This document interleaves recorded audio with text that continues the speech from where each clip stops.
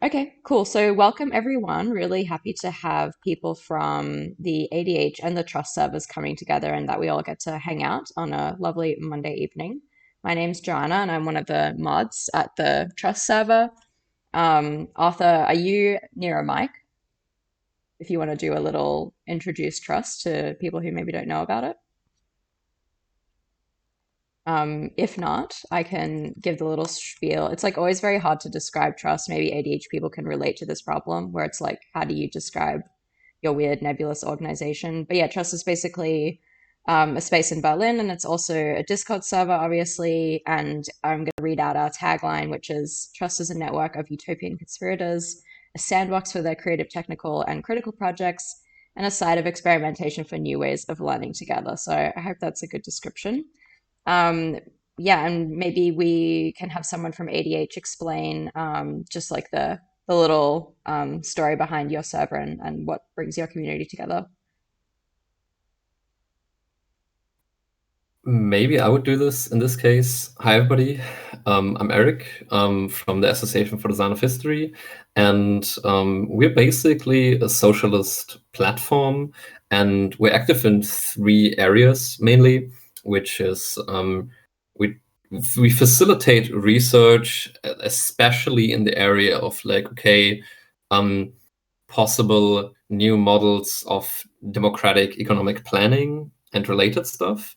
And then we also do media work, also around that topic, but the media work is a little bit more dispersed. And then we also do like, okay, concrete support of class struggle and organizing. Like there has been a lot going on in terms of healthcare organizing recently. Um, yeah, basically stuff like that. And you're very welcome to check us out. And we can also post like social media links in the chat, etc. Yeah, excited to do this. Cool. Yeah, thanks so much. Yeah, we also have, in addition to Greta, we have two moderators joining us from ADH, which is Martin and Michelle. If you guys also want to say hello, yeah, quick hi to the people in the Trust server. Yeah, hi everyone. I am Martin. And Michelle, if you want to. Yeah, sure. Hi, I'm Michelle. I'm from ADH, and yeah, very excited to see this event come together because I appreciate trust in what they do. Uh, Also excited to help this discussion run smoothly. So let's go. All right, yeah, let's do it. So, for anyone who hasn't been in like a trust reading group or a portal reading group before, basically how this works is that we've got some excerpts from our text today, which is by Rodrigo Nunes. It's a new book this year out on Verso, and it's called Neither Vertical Nor Horizontal, A Theory of Political Organization. I'm just going to drop the Google Drive, Google like document link in the chat again. And so this book is all about kind of collective action and the scale at which it happens and kind of teasing out some of the problems there. So this, yeah, was chosen by the ADH community. I think it's very relevant for also, both of our communities. And so it'd be cool to like bring this kind of abstract theory questions into like a more concrete context as we read it. So how it's going to work is that I'm just going to read out loud to everyone. And then after each section, I'm going to pause and then we will have a group discussion. So Martin and Michelle will start us off. And you can feel free to just jump in with any thoughts that you have, either by turning on your microphone and just like speaking, where I think usually you don't need to raise a hand or anything like that because we're not a super huge group today. But if you don't feel comfortable speaking, that's totally fine. Just type your question or comment in the portal channel in your server, and I can read that out loud for you. And if you have just any like random thoughts or ideas or links, anything that feels relevant or comes up for you while we're reading, feel free to check that in the portal channel as well, and we can get a good like link list going by the end of this session. So yeah, that's it from me in terms of housekeeping and how this is going to work. So yeah, I will start to read now. Okay. So maybe I'll read this little blurb as well because it's quite helpful. So the following is an excerpt from Rodrigo Nunes' new book, Neither Vertical Nor Horizontal, A Theory of Political Organization. Part balance sheet of the struggles of the last decade, part diagnosis of the left's traumas and melancholias in the last 40 years, part attempt to develop a theory of organization that avoids sterile oppositions between horizontalism and verticalism. The book draws from different sources and traditions, from Spinoza to cybernetics, via Marx, Bogdanov, post-structuralism, and Simondon, to propose a new grammar with which to think questions like spontaneity, leadership, democracy, strategy, populism, revolution, and the relationship between movements and parties. So, organization as ecology. Historically, debates on political organization have tended to have a prescriptive orientation. They asked what kind of organization one should have in order to achieve one's aims, whatever those were. This also explains why those debates concerned themselves mostly with the question of organizational form. Which one was the best, the party, the council, the network, and so on. What structures and procedures it should have, what kind of relations it should entertain with the masses. To start by thinking organization as ecology is to break with this tradition in two ways.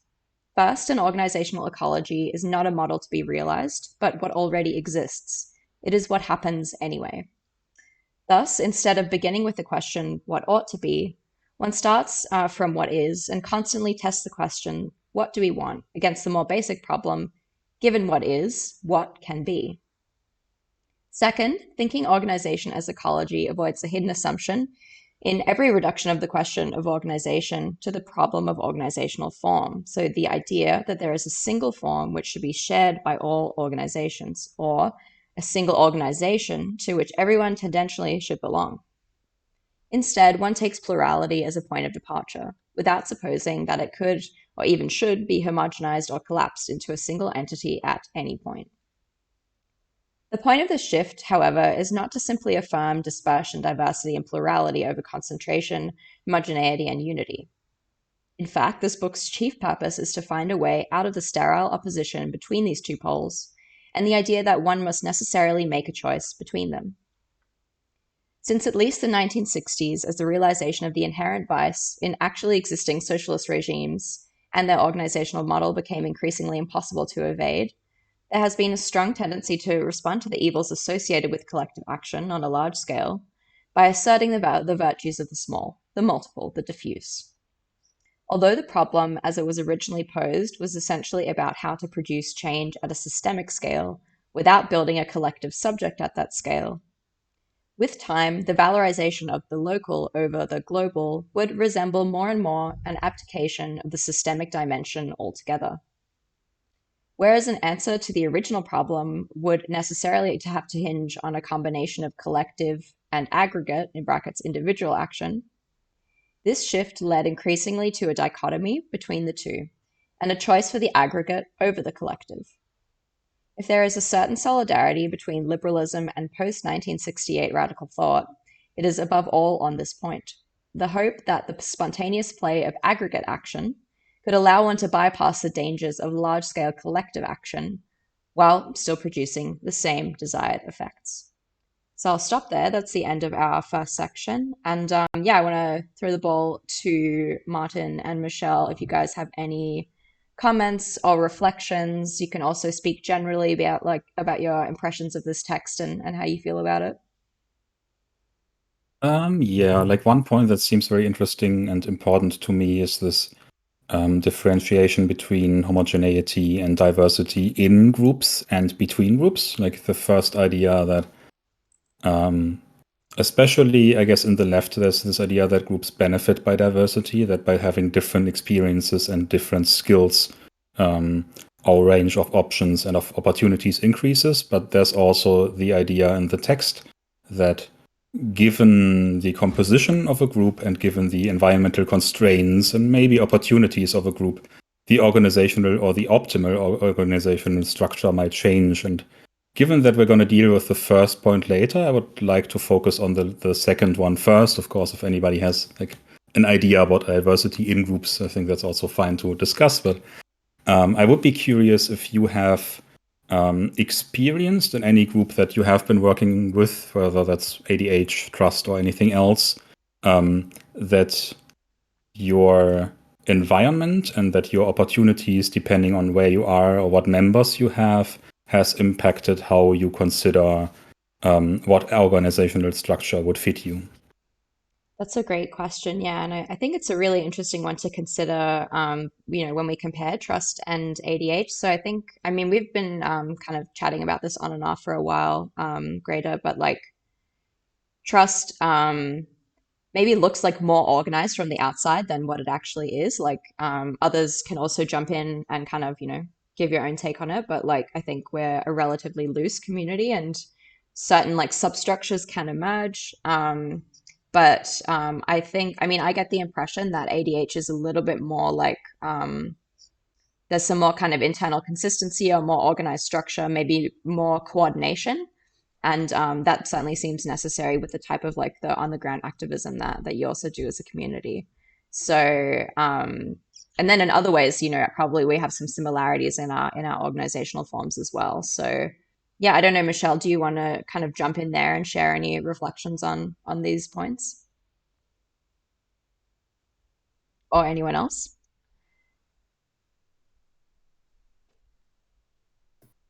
Maybe one, it's rather like as you said, we already talked about it, but my impression of trust is a little bit this, okay, there seems to be this cohesion in terms of like, okay, you're all dedicated to a shared infrastructure. And if it's the right like assessment to say, okay, the one thing that like actually unites you is, okay, you all take care or you all have interest in this shared infrastructure, which is not just the Discord server, but like all of the other stuff with like the dash, blah, blah, blah, stuff that I also haven't seen already. But that basically, okay, what you do with that infrastructure, what you talk about, what kind of projects get done, etc. All of that isn't regulated. All of that comes more or less from the outside, right? Is that kind of right? Yeah, I think this is an interesting question. Yeah, also curious if other people have thoughts, but my impression is that like yeah, there's a kind of like central cohesion that comes from not like a kind of imposed structure, but just like a community culture or something. So like because we've been existing for a while, and I think, over the pandemic when we started to do a lot of like formats in these voice channels, it kind of like I don't know, it accelerated the kind of like bonds that happen. And like it's been interesting for me as a moderator that like my job is becoming a lot like less and less work and a lot smaller because there's a kind of natural tendency to certain types of behaviors, certain types of interests. So yeah, it's a very like I would say it's like a very bottom up type of regulation. But then there's also like this desire where, like the maintainers, which is me, Arthur, Callum, and Lena, like to kind of intervene in targeted places. And we also have bunker heads in the chat who just made a very cool intervention, which is like a bot that posts certain like upvoted comments like in our server to Twitter to the outside world. So that's something that has been interesting as well, understanding how to like engineer these connections between the internal community and how like the outside sees us as well. So yeah, I guess a combination of like stuff is just happening randomly and then you can kind of like poke and like tweak stuff, I guess. If does that make sense?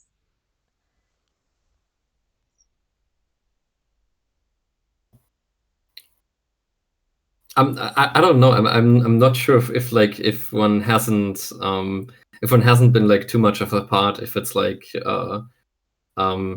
if it gives one a good impression or not, to be honest. I'm not sure, but maybe we can come back to that. Like, and Yeah, when we ask about like specific strategies or something, trying to come up with examples if we find that in our own groups or where you might be lacking stuff or whatever. exactly. Yeah, cool. Yeah, let's keep this in the background. And then yeah, I think it would be interesting as we keep reading, just, if you have experiences with organizations just generally, like also outside the two servers that are here. Um, you also raise the question of like political form and like DAOs. So we can kind of come back to that as well. So awesome. I will continue to read. Um, the next part, yeah, goes into the issue of political action around climate change. So, climate and collective action problems. Climate change poses a conundrum that cannot be solved within a framework that opposes aggregate to collective action and places the former above the latter. That is because, on the one hand, the global scale of the problem makes any exclusively local solutions implausible. This is an argument usually raised against attempts to dilute the question into a simple matter of consumer choices, as if the aggregate effect of market signals starting in individual behavior were enough to produce the desired result. But it can be pushed further and turned against more radical, non-market-based solutions. Even if 1 million sustainable communes emerge in the next few years, even if scores of countries shifted their energy base to renewables, if nothing was done to permanently deactivate the fossil fuel industry globally, that would still not be enough to avert dramatic temperature increases in this century. True, one might argue that nothing guarantees these changes would not be sufficient to cause the abandonment of oil, gas, and coal in the longer run. But that rejoinder runs up against another key aspect of the climate conundrum, its finite temporal dimension. Though it may be that the most extreme consequences of climate change could be averted by the aggregate effect of several local initiatives, can we be sure that this could happen within the narrowing window of time for action that we have at our disposal? Can we afford to gamble on that? Are we willing to? The problem is then inevitably pitched at a collective level. What can we, as a species that is increasingly aware of how our everyday decisions undermine our own conditions of existence, do in order to avoid the worst? Yet no collective agent exists that could rise to the challenge on an adequate scale, and it is hard to imagine, at least in the near future, that any could. There is no imminent world revolution to put a simultaneous end to fossil fuel capitalism everywhere, no world government to legislate for all the globe, no agency or supercomputer to enact a planned global economy. The United Nations Framework Convention on Climate Change process, nominally tasked with becoming precisely that global agent, has time and again demonstrated the powerlessness of political intentions in the face of market incentives, international competition, and the pressures of domestic policy. Thus, the only credible alternative, and calling it that already demands some imaginative effort, appears to be a combination of collective and aggregate action across different scales. This is a great section. I think, part of why this discussion is so important is climate change is precisely an issue where older traditional models of local versus global organizing they kind of stop working in a way. So as the author's saying, it does seem like a combination is needed. I think I can see you have a question here, Greta. I want to kind of throw out a more existential question to to everyone here, which is that how does it affect you participating in small group projects? In a way, Trust is it's kind of a local project in that it's a certain locality on the internet, even though we're globally spread around the world and stuff. It's a small scale thing. And then, it seems like we're in this time where the type of action that we need is we would need some really this super agent or a collective global agent that doesn't seem to exist. And then it's well, why should I do anything? I don't know. I feel like there's a bit of an existential question sometimes when you get engaged in small, politically oriented or care oriented groups. It's okay, this is good. I'm glad I'm doing this, but then does it really make sense? So I don't know, Martin or Michelle, does that resonate with you? Has there ever been this kind of existential question coming up? What scale should I be acting on?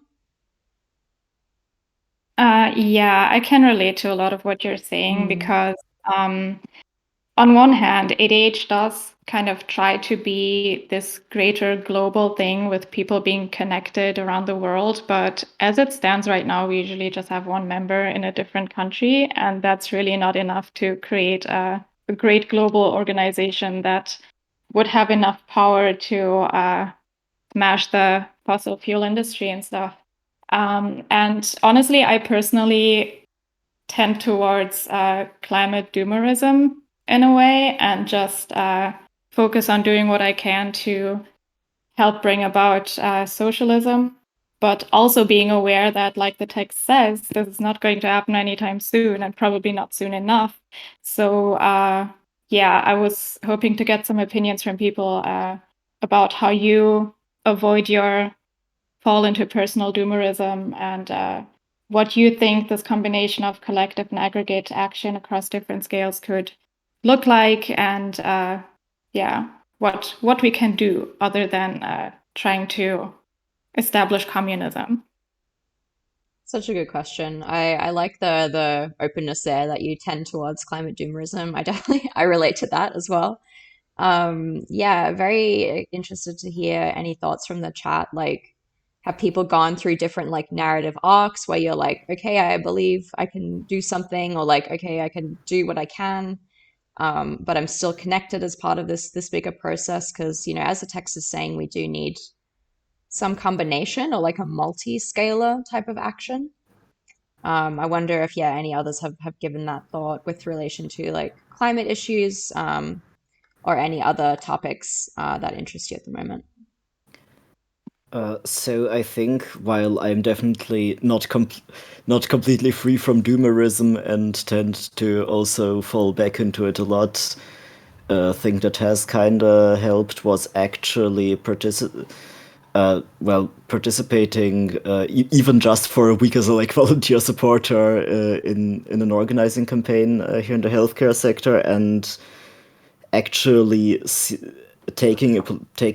being part of a political action that does have some effects, and that's just like a tiny bit of a hope vaccine, I'd say, but it's definitely not a cure-all for doomerism.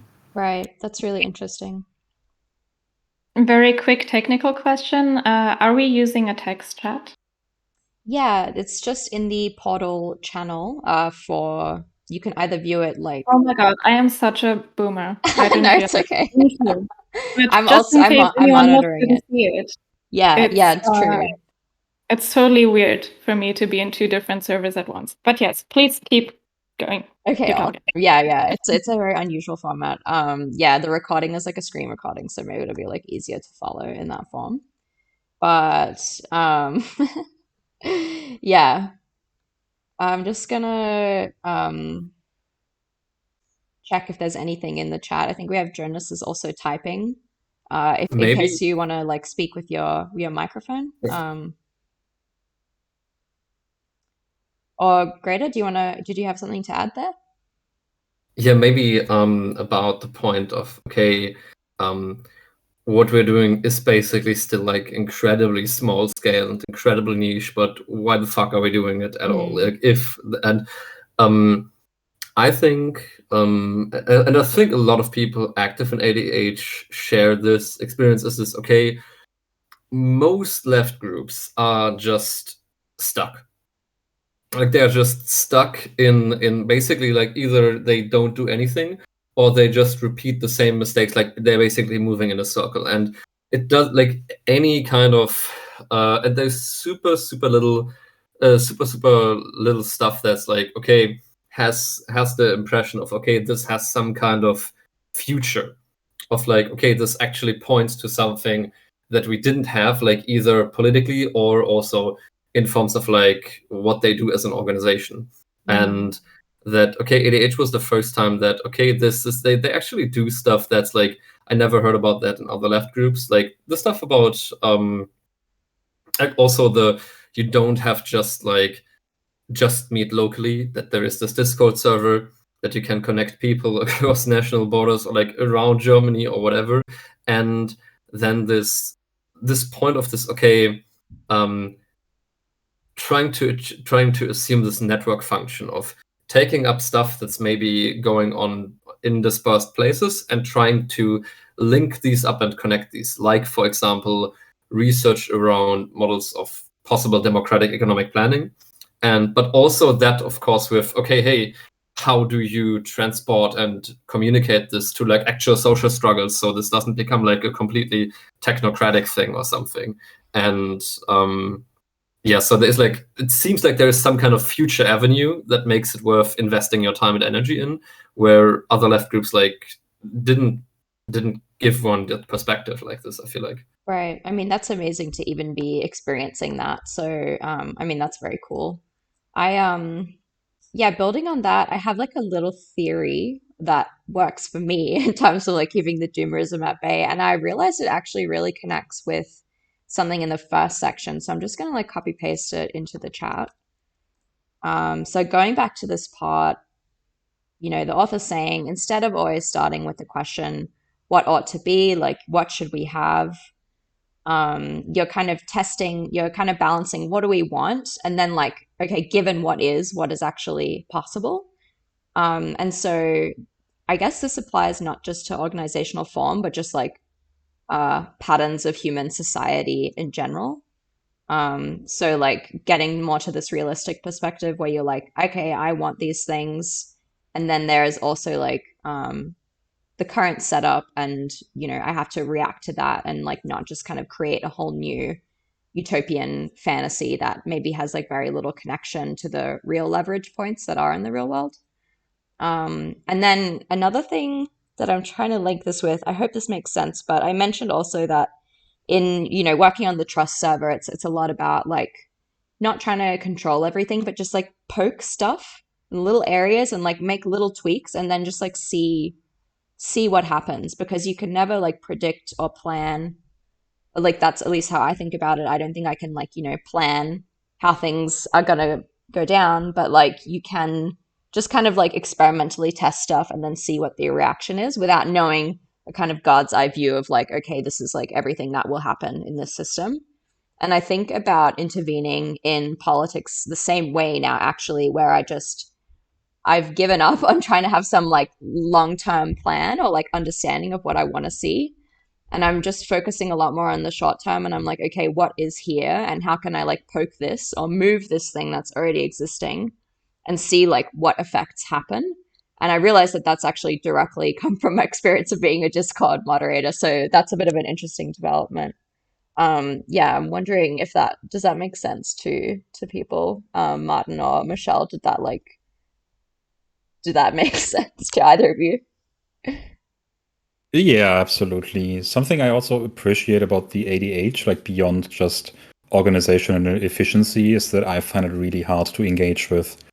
Like, I guess my hobby horse is the post-capitalist side of, I guess, designing the future. Like, how do we design economies if we don't have markets, or at least if we don't have for-profit markets? Mm-hmm. And that's something to find very little support on.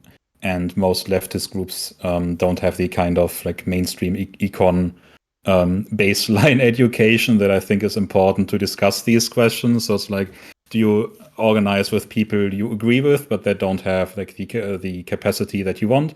Or do you talk to economists who will tell you that you're wrong and stupid all day, and actually finding educated makes in computer science and still either agree with me or are supportive in a way that makes me feel vindicated, I find really important. And I don't think I would be even considering doing this work if I didn't have some kind of communal support. So I think the baseline utility of organizations, even if they are slightly dysfunctional, and I don't think either of us is perfect in that respect, can be really important.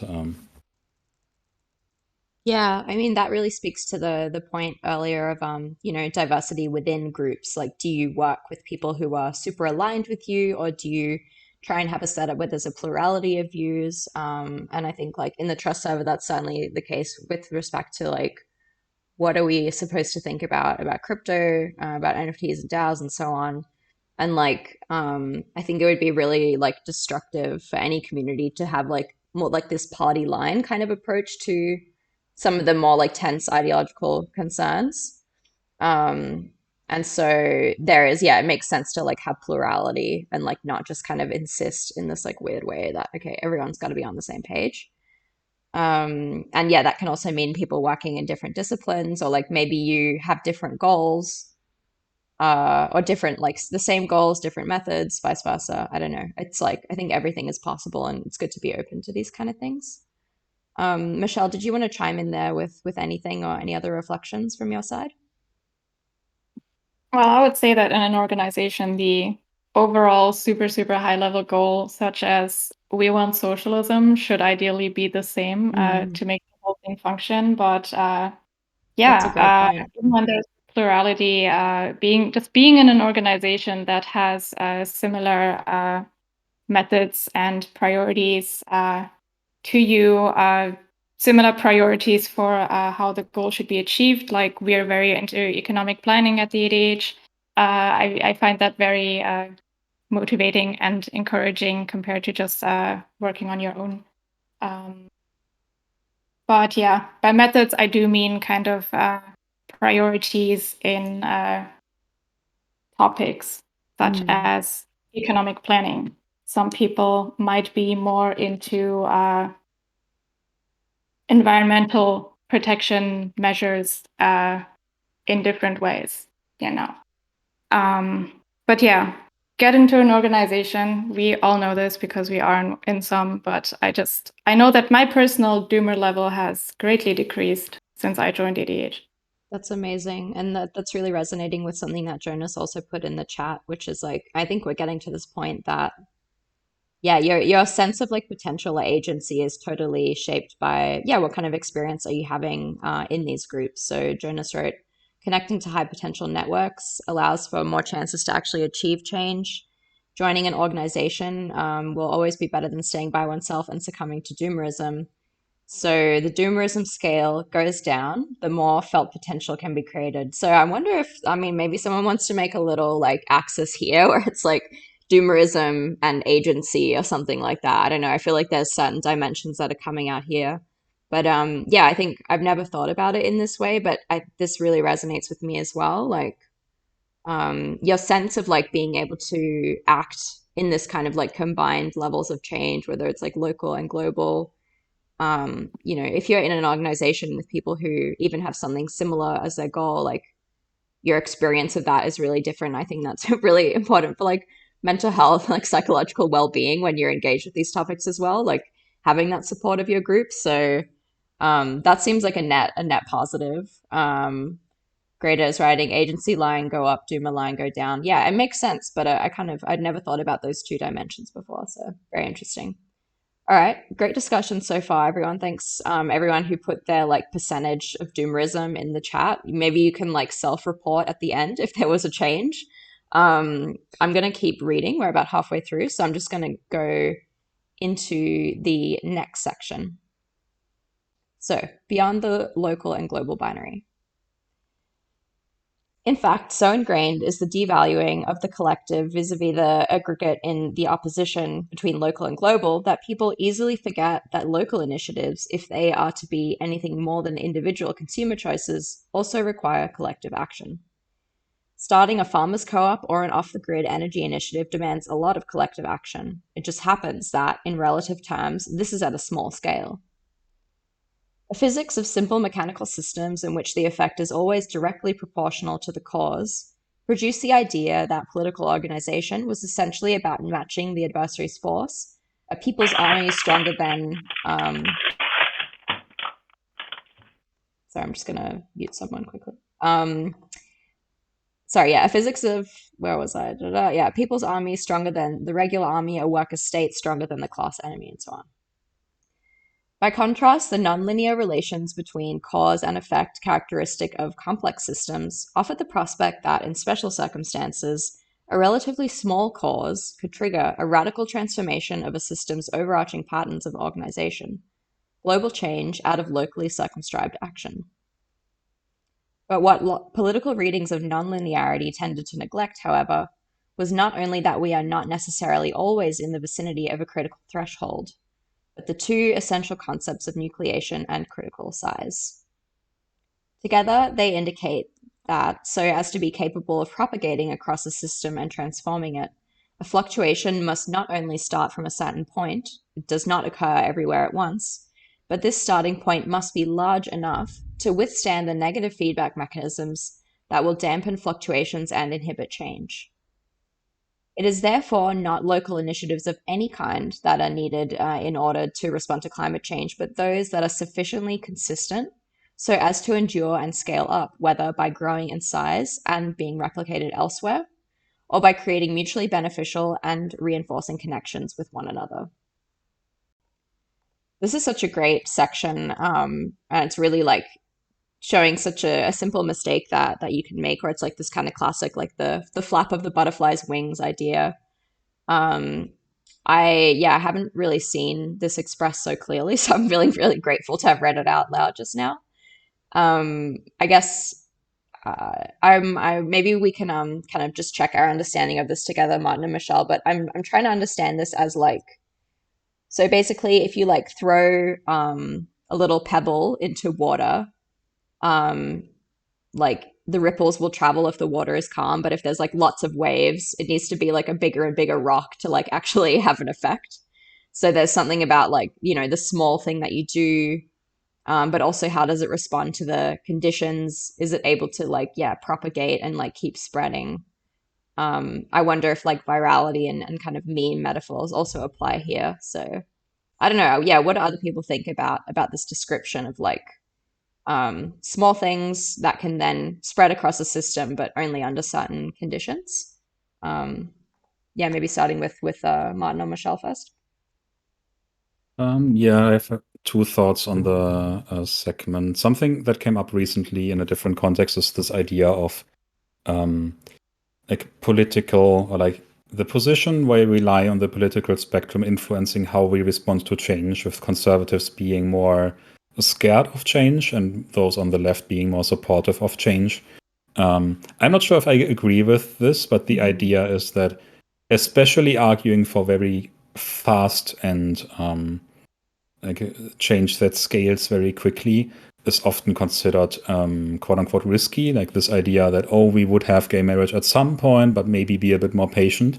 I personally disagree, but I'm curious if there are ideas from anybody else with how to effect change while making the resistance to change and like any initiative to subvert it weaker, or at least I guess decrease the risk that due to lobbying or due to social resistance, whatever you want to achieve, assuming it's something we want, is hindered or is being prevented.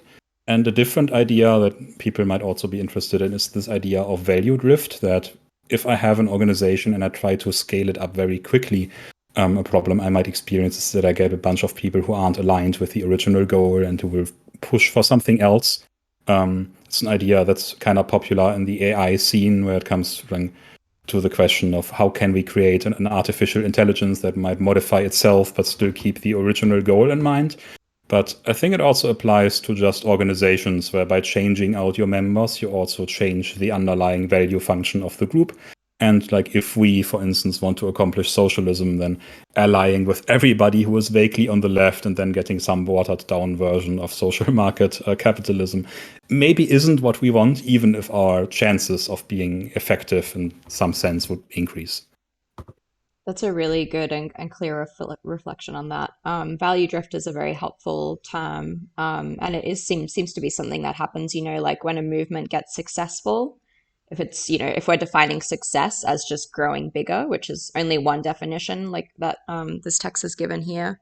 But yeah, you tend to see this dilution, or you see co-option, or like, it becomes more favorable to capitalism and can absorb it in some way. Greta mentioned or like had a conversation recently with a friend, you're saying, so how winning a war basically means cutting through supply lines, not beating the enemy's army directly, and maybe that's the same for political strategy. So finding those weak points of the supply lines of power. And then I also really like this reflection. So positive feedback always has to fight against the negative feedback of maintaining stability. So the kind of, conservative, and then the radical forces as you were describing them, Martin. And then one word, which is momentum, which is also a good keyword. So yeah, to me, just to generally sum up all of these points, it's like a lot of things have to be in the right configuration, like whatever that means. But it's like, oh yeah, I think, describing from the outside, okay, like what happened when this movement was able to take power is like a very different problem of figuring out like, okay, what should we do? Because you just never have full knowledge of the whole political situation. There's always this uncertainty as well, and not knowing like what effects your action will have.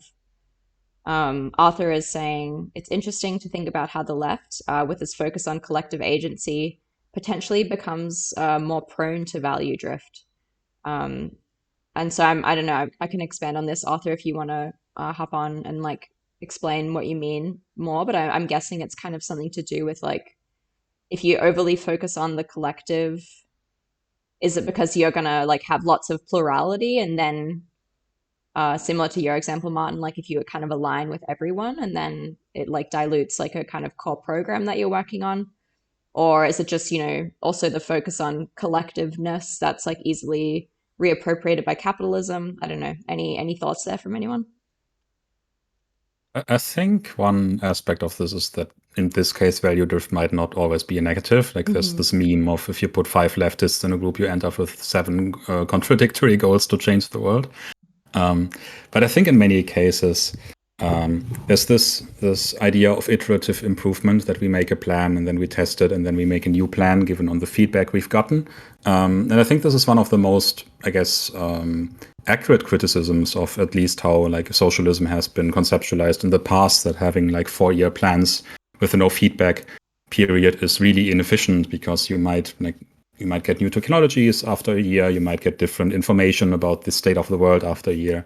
So being open for experimentation and taking in new feedback and like changing your values even to some extent might be important. And I think it also makes it important to decide what our actual terminal values are. What do we want in itself? And which of our values are static, like they're not going to change in 5 years. And what are just instrumental goals? Like, I don't want socialism just because it sounds nice. I want it because it like is an instrumental goals that I think would make us achieve like protection of public goods and reduction of externalities and all the other things that economies do.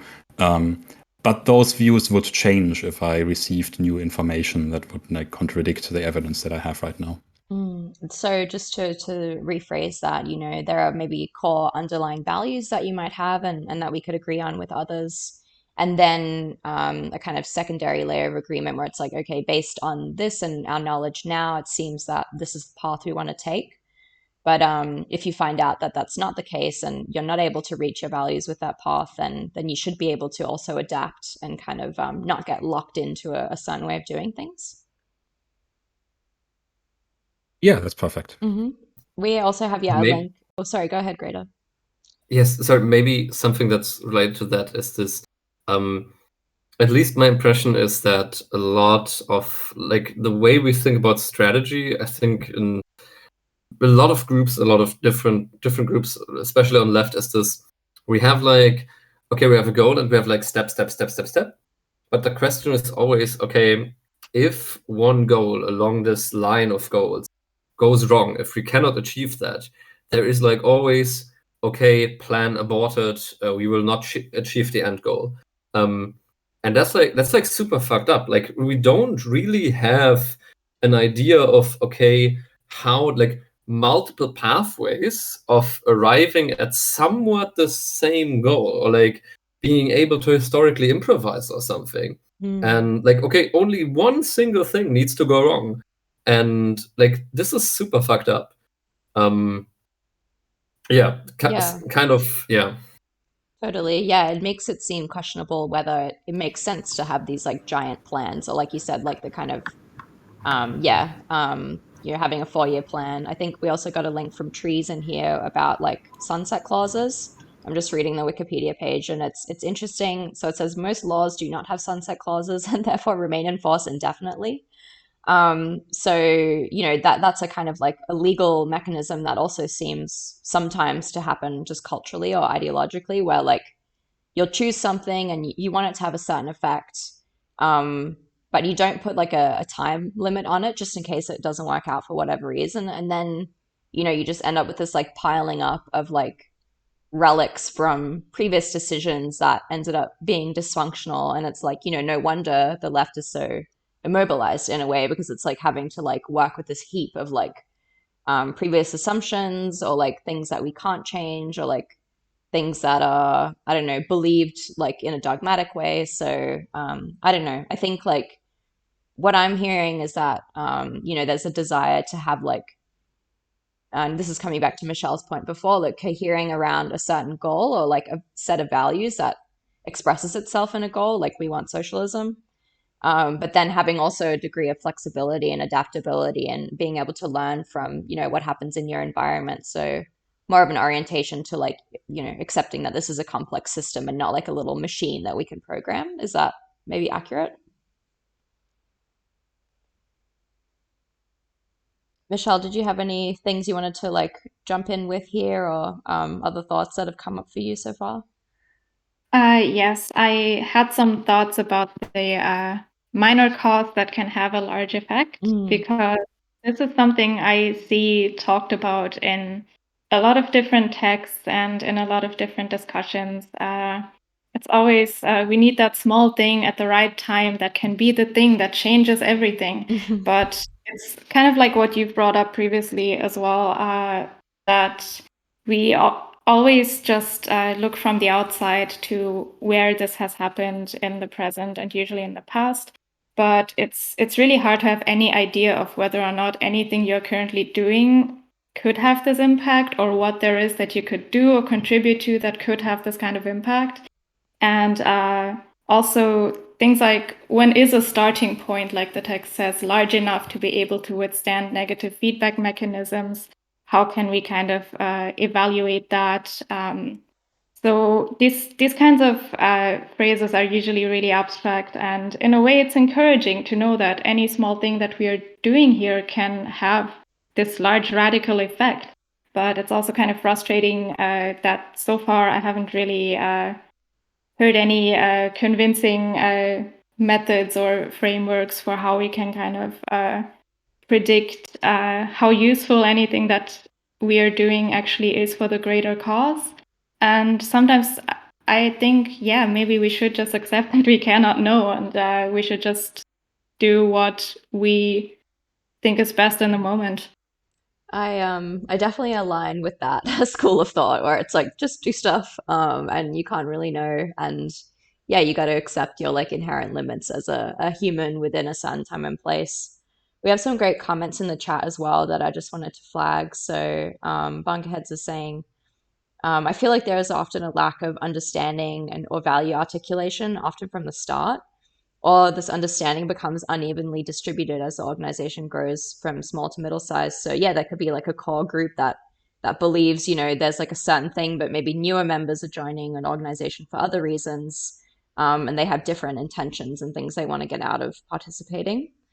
Then also from ASDF, they say that they just read a passage from Rosa Luxemburg's Social Reform or Revolution today, and this text argued against this kind of either it's a total success or nothing approach, and instead says that iterations of trying and failing are totally expected and actually necessary, while still adding on to strengthening the working class. And I love this comparison. It's like a roguelike game. I think that is probably like the closest comparison to how it feels.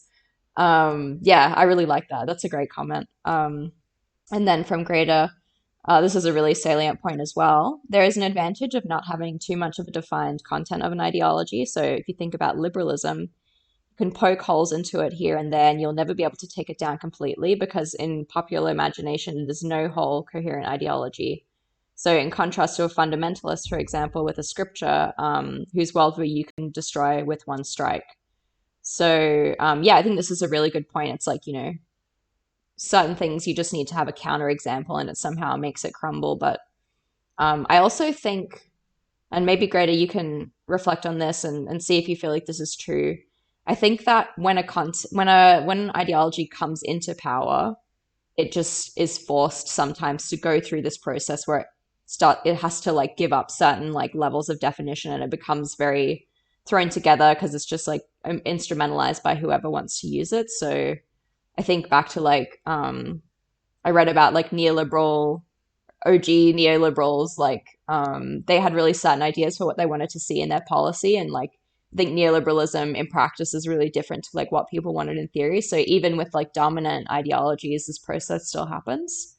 I wonder, Greta and others, do you think it's like necessary? So if there was like, if we were to have socialism, would it just have to be like a really weird, like blended kind of undefined version of socialism that's like maybe not as good as what we wanted it to be, but it just needs to do that dilution process? What do people think about that?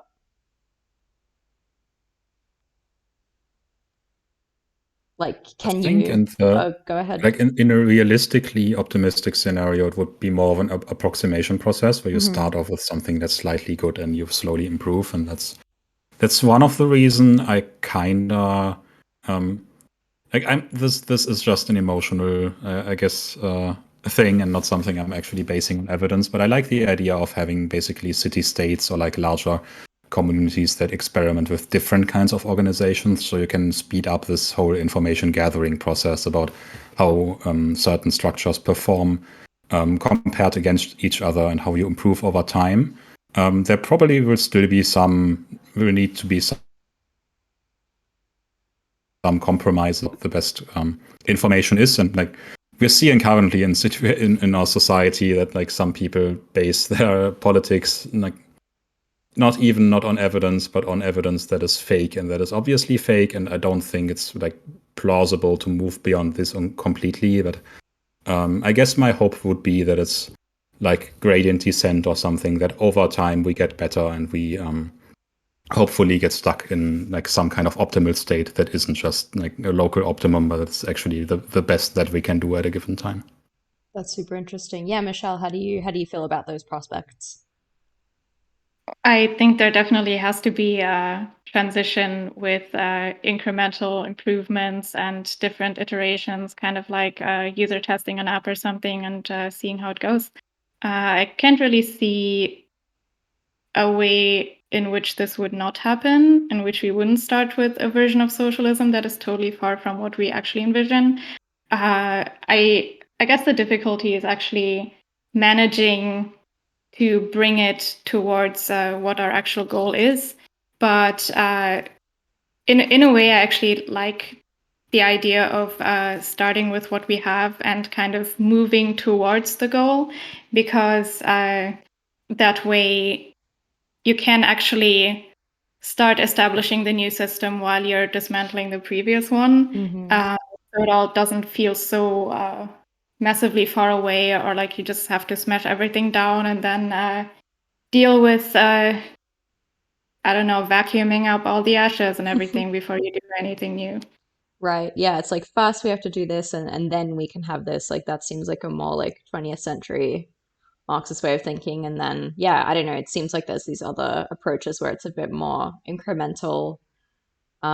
So yeah, I don't know, very interesting. I really like these reflections so far. We are coming up to the last 5 minutes. So I just want to invite everyone to do a doomerism check if you haven't done one, or if you'd like to follow up with a second one, feel free to drop that in. I think it's like an interesting thing. I'm wondering, does it make sense to maybe read? There's like a tiny little chunk, like the very, very last part. I could try and get through that. Yeah, maybe I'll just read that out. That's like a nice way to kind of wrap everything up. So, whose power? A young activist once told me what we need to do is to disperse power. He was stumped when I replied, whose power, our own or our enemies? But he was, of course, right in saying that it would be foolish to unmake the powers that be, only to replace them with another rule so robust that we could not exercise any control over it. Although we might call that rule our own at first, it would be unlikely to stay that way for long. But he could see the point of my objection right away. Is a major part of the problem not precisely that our potentia or our power too is already quite dispersed? How effective can a strategy of dispersing power, of dispersing it be in the face of large concentrations of potestas or power over? Is it plausible that we could disperse the latter without concentrating our own capacity to act at certain strategic points? Should we just put all our faith in the belief that the aggregate effect of countless individual actions will eventually be enough to bring the existing order down? Or should we rather work collectively to identify what those strategic points might be and build our capacity to attack them, all while taking care not to erect structures that might escape entirely from our control? If the latter, then we simply cannot afford to ignore the question of organization. That's like really on point for what we were just talking about, so I'm glad that I chose to read that. Yeah, so this comes back to this idea of like the supply lines that you mentioned, Greta, like understanding where are those weak points, and like, yeah, what is the space where you can kind of carve out your own like little base and like build power from there.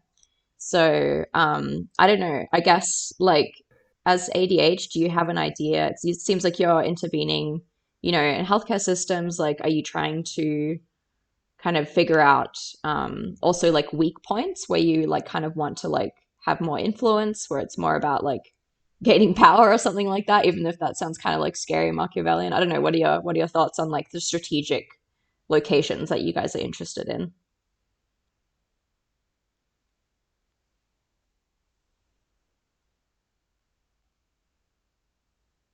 So Greta says union organizing is about leverage. I don't know. Yeah, Michelle or Martin, are there certain areas that you're particularly interested in, or do you feel like you're still figuring that out and doing that as part of ADH, like understanding where are those leverage points?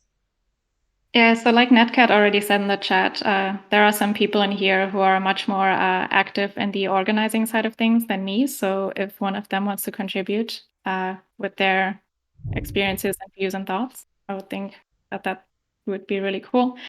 If you don't want to talk, just write it in the chat, but you can also speak, of course, highly encouraged. Yeah, it seems like I mean we can also follow up on this question later on because we'll keep the portal chat opening and it'd be cool to hear more about the kind of practical things, the work that's happened with ADH so far in the healthcare organizing. Definitely something that I think lots of trust members would be really keen to hear more about and maybe even support in some ways. Yeah, I think like I guess at trust the leverage point is like maybe it's like crypto or something like that. That's definitely where like at least I gravitate towards that and wanting to like shape it. But there is this question at the end of like, can we work in these areas while making sure that we don't create things that might escape entirely from our control? And I have no idea if that's possible. So it feels very risky to like treat crypto as the main leverage point, but it does have that thing of like building a new system in the old. So I don't know, to be determined. I guess we'll all like find out probably in a very painful way, I suppose. But yeah, that's my take on it. Super short. This sounds like the problematic of okay, you're involved like building, designing whatever a technology where you just said like okay, you never have full control over it. You never really know okay what pathways, historical pathways might this technology go. I mean, there were okay this incredible parallels between like technology and strategy that isn't technological on like the first sight at all. Like, but it's like the exact same problems we are Yeah. basically dealing with. Like that's super fucking interesting. Yeah, it's crazy. And again, it's like, you know, this point where it's like, oh, let's, you know, come to terms with the fact that we can't have full control. It sort of comes out in a very terrifying way in this sentence. So like it's quite a high, like I'm wondering, is it possible to even, you know, because it's kind of bringing in the question of control, or what does it mean for something to escape entirely out of your control, or like do we want to do something that's like partially out of control? I don't know. Maybe something to think about. I'm gonna like copy and paste this last part in here. Maybe we can like reflect on it. Like what does it mean entirely from our control? How much control are we talking about? And maybe we can kind of have some like reflections in the chat on that later. I am gonna wrap up because we are at the end of the hour. This has been a really great session. I just want to give a big thank you to everyone on the Trust and ADH sides just for contributing to this conversation. It's been so interesting. It's been really abstract and like kind of theoretical, but also really down to earth. So I really appreciate everyone, being willing and like sharing all of your knowledge and experiences today. And we should do a follow-up soon. Maybe more from this book, maybe from another text. Maybe Trust can choose one and share that with you guys. The way I'll share the recording with everyone. And take care. Have a great rest of the week, everyone. Thank you, Greta. Thank you, Michelle. And thank you, Martin, as well. Yeah, thanks thank you for for doing hosting. this with us. Thank you. All right. Take care, everyone. Bye. Thank you Goodbye. all. This was really fun.